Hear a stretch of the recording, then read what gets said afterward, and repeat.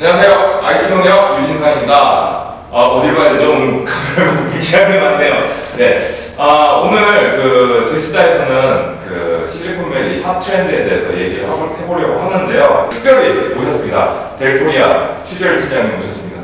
네, 반갑습니다. 안녕하십니까. 예. 저 오늘 어떻게 좀 배신 아닌 배신을 본의 아니게 하게 됐습니다. 보고 계시죠? 여러분, 어쨌든 오늘의 주제 자체는 요즘 미국을 위시로 해서 가장 좀 이 트렌드화 되고 있는 요소들을 좀 더 중점적으로 볼 필요도 있고, 그리고 무엇보다도 이 기회를 실어서 또 희망을 만들어 보자라는 이유도 있습니다. 그룹폰의 가장 큰 투자를 하고 있는 개인들도 있을 수 있겠습니다만은, 그 투자를 감당하는 기관에서는 일부 또 투자금에 대한 회수에 대한 안타까운 좀 아쉬운 소식도 나오곤 했는데, 어쨌든 그럼에도 불구하고 가장 뜨거운 트렌드들은 이미 북미 쪽에서 일어나는 건 사실이고요. 그런 의미에서 가장 따끈따끈하게 이제 막 학교를 졸업을 하시고 켈로그 스쿨, 아시는 분들은 다 아실 겁니다. 이 아주머니들께서 하는 학교들은 다 유명한 학교죠. 켈로그 스쿨에서 이제 경영학 석사 과정을 마치시고 이제 막 한국으로 돌아오시고, 현지에서 있었던 그 사례, 그리고 우리나라의 IT 경험과 또 그간의 이제 그 경험을 해온 요소들을 이제 최신의 트렌드와 접목을 해서 우리나라 이 나라 안에서 어떻게 하게 되면 좀 더 유효하고 효율적으로 가능한 성공으로 좀 더 안착할 수 있겠나, 교착할 수 있겠나, 이런 시간을 만들어 주실 분을 또 오늘 모셔봤습니다. 네. 예, 양태훈 씨시고요. 인사 한번 부탁드리겠습니다. 안녕하세요, 양태훈이라고 합니다. 굉장히 긴장이 되네요. 제가 오늘 긴장은 되지만 제가 지금 귀국한 지 한 달 조금 넘었는데, 그 작년에 한 1년 반 정도에 미국에서 인터넷 업체들이 IPO, 주식 상장을 순차적으로 하면서 굉장히 핫한 이슈가 됐어요. 그리고 소셜 네트워크라든지 소셜 커머스라든지 그런 거 이제 미국 학교에서 이제 공부를 하면서 교수님들이 했던 얘기들, 그리고 학생들끼리 이제 나눴던 얘기들, 그리고 걔네들이 어떤 식으로 실제로 비즈니스를 하고 있는지, 아무래도 이제 국내에서 걔네들이 실제로 진출을 했다고 하더라도 하고 있는 비즈니스 모습과 본토에서 하고 있는 모습이 조금 다른 부분도 제가 보니까 있더라고요. 그래서 그런 부분들을 MBA에서 배웠던 거, 그런 것들 접목을 시켜가지고 좀 재미있게 좀 풀어나가 보도록 하겠습니다. 사실 단순히 희망을 전달을 해드린다기보다는요, 사실 꿈은 누구나 꿀 수 있지 않습니까? 우리 모두가 어렸을 때는 다들 머릿속에 부모님이 원하는 꿈도 있었고, 또 우리 스스로가 또 사춘기를 지나면서 또 우리 성적표 받아보면서 또 트렌드를 또 보면서 꿈꿔왔던 것들이 있는데, 또 이룬 친구들도 있고 혹은 이루신 선배분들도 계시고 또 그걸 이루고자 애쓰시는 분들도 계시겠지만, 또 반면에 아쉽게도 또 미치지 못하신 분들도 많거든요, 사실은. 자, 그런 과정들, 여기 모여있는 우리 모두 역시도 앞으로 나아가는 상황에 있는 입장이지 않습니까? 하지만 그것을 좀 더 구체화시킬 수 있는 사례로 귀결이 된다면 이 안에서도 명백한 이런 징검다리 전략, 여기는 만들어질 수 있지 않겠나, 오늘 아주 기대가 큽니다. 알겠습니다. 노력해보겠습니다. 예. 근데 꿈을 말씀하셔가지고 예. 제가 좀 슬라이드를 몇 장을 준비해봤는데 조금 가볍게 시작을 한번 해보도록 하겠습니다. 초등학생들의 장래 희망 순위를 80년대, 90년대하고 2012년도를 조사를 좀 해봤어요. 우리 세대, 애는 초등학생들이 이제 꿈이 1, 2, 3위가 뭐였을지 모셨어요, 최 팀장님은? 저는 믿기 어려우시겠지만 저는 군인이 되어보는 게 꿈이었었고요. 예. 그렇습니다. 어울리는 듯 하면서 안 어울리는 것 같아요. 제가 앉아있어서 앉은 키가 좀 커 보이긴 합니다. 키가 좀 아쉬운 점이 있습니다. 저는 군인이 꿈이었어요. 군인. 예. 저는 야구 선수였어요. 82년도에 프로야구 창단하면서 제가 오비 배웠어요. 지금도 두산 베어스 팬인데 야구 선수가 되는 게 굉장히 꿈이었거든요. 그래서 찾아봤더니 1위가 대통령, 2위가 과학자, 3위가 군인이 있어요. 그러니까 최 팀장님 같은 초등학생이 굉장히 똑똑한 게 뭐냐면, 그 당시에는 대통령이 되려면 군발이를 먼저 해야 되는 거예요. 그렇죠. 예, 그렇죠. 그러니까 낭만의 시대예요. 그렇죠. 그러니까 1위와 3위가 어떻게 보면 굉장히 연관이 돼 있고, 그리고 그 당시에 대통령들이 경제 부흥을 하겠다라고 하면서 이제 과학자들을 이제 대거 형성을 하고 기업을 형성을 하는 시대이기 때문에 이제 과학자가 나온 게 아닌가 싶어요. 90년대 학생들은 뭘 것 같으세요? 이 당시를 배경으로 한 드라마들이 많이 나오잖아요. 의사? 그쵸. 사자 돌림들. 보면은 의사, 변호사, 판사, 교사. 그러니까 이제 나오더라고요. 군사. 그리고 2012년도, 이제 금년이죠. 네. 금년에 얼마 전에 신문기사가 나왔는데 보니까 첫 번째가 공무원이더라고요. 근데 제가 보니까 이 당시에 지금 말하는 공무원이 제가 7급 공무원 영화 포스터를 달아놓긴 했는데 이제 그 사시나 행시 외시를 하는 그런 고위 공무원보다도 진짜 안정적인 생활을 길게 할 수 있는 그런 공무원을 얘기를 하는 것 같아요. 그리고 2위가 이제 연예인, 3위가 운동선수. 스타. 네. 이게 다 제 취향대로 지금 이미지를 좀 골라봤어요. 그리고 이제 이 초등학생들이 잘하잖아요. 그냥 중고등학생, 청소년이 돼요.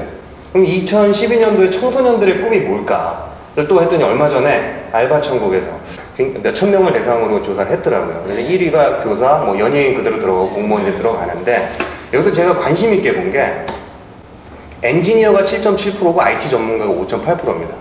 엔지니어가 사실은 굉장히 광범위한 표현이잖아요. 그래서 뭐 어떤 것들이 어떤 부분들까지 포괄하는지는 잘은 모르겠지만 제 생각으로는 IT 쪽이 이쪽이 또 많지 않을까라는 생각을 해요. 그러게요. 좀 주의 깊게 보면은 교사가 뭐 물론 전체 15.3%입니다만은 엔지니어, IT 전문가 뭔가 좀 비슷한 그런 느낌이죠. 두 숫자를 합하면은 뭐 거의 뭐 14% 그렇죠. 이상이 육박하네요. 예, 13.5%가 되고요. 네. 그러면 공무원 바로 밑에까지 이제 네. 추격을 하는 상황이 됩니다. 네.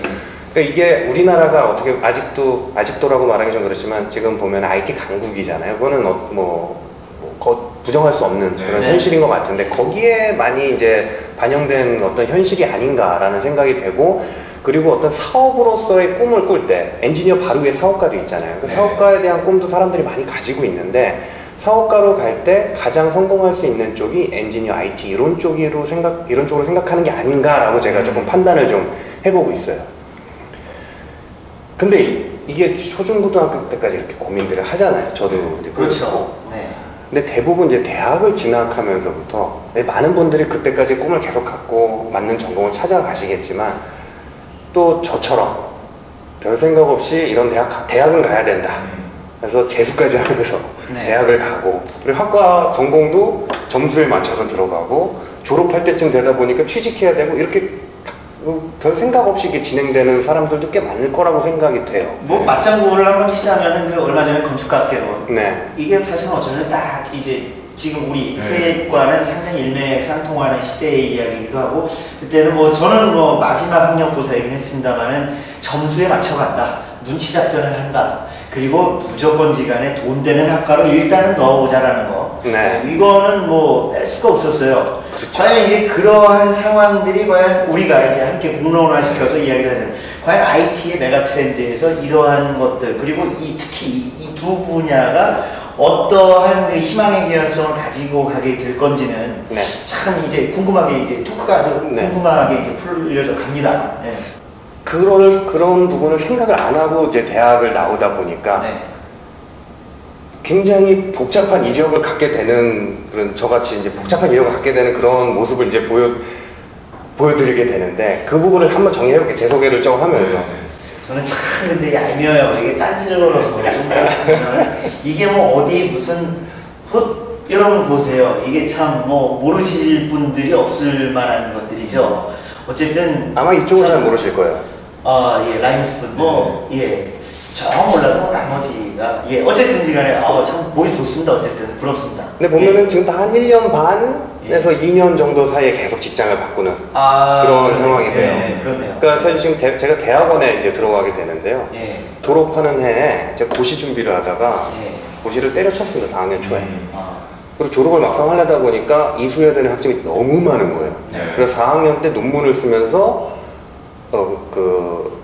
1학기, 2학기를 18학점씩 듣고 계절 6학기를 듣고 네. 그러면서 졸업을 하니까 졸업하는 마당에 이력서를 제출을 해야 되는데 그 준비를 하나도 못했어요. 그래서 졸업식은 다가오고 취직은 안 돼 있고 그래서 어떻게 할까 굉장히 고민을 하다가 대학원에 진학하게 됐습니다. 그리고 대학원에 진학 가서도 뭔가를 해야지 하고 하다가 또 그냥 학교 생활을 하다 보니까 또 준비가 조금 미흡했어요. 네. 대신에 이제 선배가 추천을 해줘가지고 정보통신정책연구원이라고 키스티라고 이제 부산 인턴을 한 1년 반 정도를 하고요.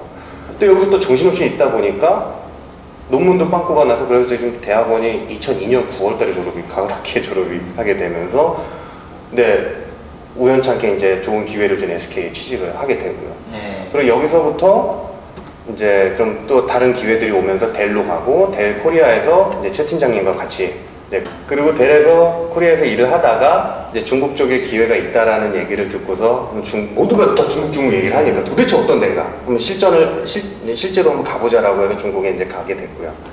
중국 가서 이것저것 하다 보니까 뭔가 많이 는 것 같아요. 거만해진 거죠. 머리가 굵어진 거죠. 그래서 내가 배운 걸 갖고 한번 이제 돈을 벌어야 되겠다라고 해서 사업을 시작했습니다. 중국에서.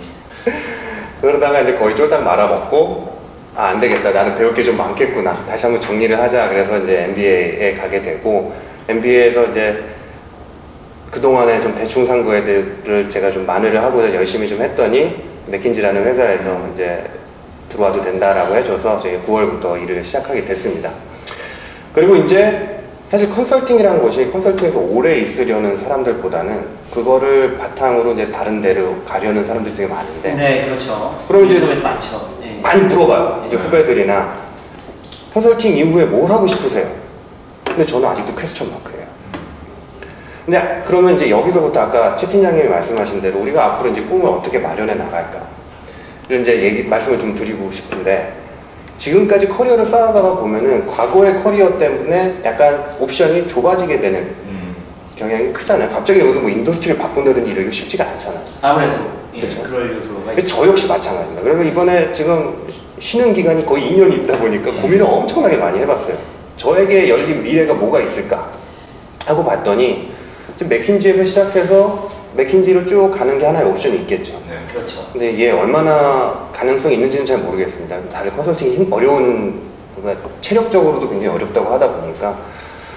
그래서 다른 옵션들을 생각해 봤더니 국내 대기업, 국내 중소기업, 외국계 기업의 한국지사, 외국계 기업의 아태본부, 그리고 외국계 기업의 그 자기네들 본사, 헤드쿼터가 있을 텐데 그걸 제가 뺐어요. 언어적인 장벽, 문화적인 장벽, 그리고 제가 제 어떤 거를 이제 내세울 수 있는 게 이제 아시아 쪽이 더 낫지 않겠느냐 해서 일단 뺐고요. 네. 그리고 마지막으로 이제 또 하나의 이제 다시 한번 창업. 네. 이거는 이제 가족의 동의가 굉장히 필요할 것 같은데 저 같은 경우 한번 말아먹었기 때문에.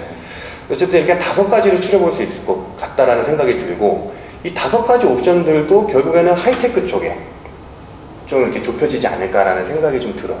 그래서 제가 고민을 해봤어요. 어떤 회사들이 도대체 있는가?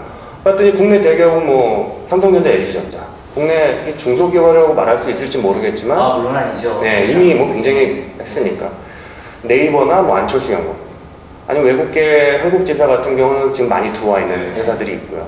이제 아태본부도 대부분 다 그런 회사들이 있고요. 창업은 또 이제 어느 쪽이 될지 전혀 퀘스천 마크예요. 어쩌면 누구나 또 쉽게 가지 못하는 부분이라고도 하면서 또 이렇게 다소간의 이제 심적 좌절이 있으시거나 하실 이유는 전혀 없습니다. 왜냐하면 결국은 2단계에서 2단계로 2단계에서 1다음에 반드시 2죠. 1다음에 2, 2다음에 3 이런 식의 과정을 이제 설명을 해주시는 게 맞잖아요. 예, 맞습니다. 그리고 그 안에서 우리가 이제 맹목적으로 맹신할 것이 아니라 단계적으로 순차적으로 될 수 있는 것 이걸 이루어야만 이게 되는 거고요. 네. 이런 과정을 설명을 해주시는 예, 거니까 어깨 쭉 펴시고 그러실 필요가 있죠. 그리고 그 단계들을 이뤄 나갈 때 한 단계 한 단계를 밟아 나갈 때 이제 굉장히 고민들을 많이 하잖아요. 근데 어떤 고민들을 해야 되는지를 제가 조금 제가 이제 MBA 하는 동안 고민했던 그런 과정들을 통해서 정리한 것 같고 말씀드릴게요. 그리고 그 과정이 필요한 이유는 제가 이렇게 회사를 나열해 봤지만 나중에 또 옮긴다고 하면 이게 결국에는 3년 뒤, 4년 뒤, 아니면 심지어는 막 7, 8년, 9년, 10년 뒤일 거예요.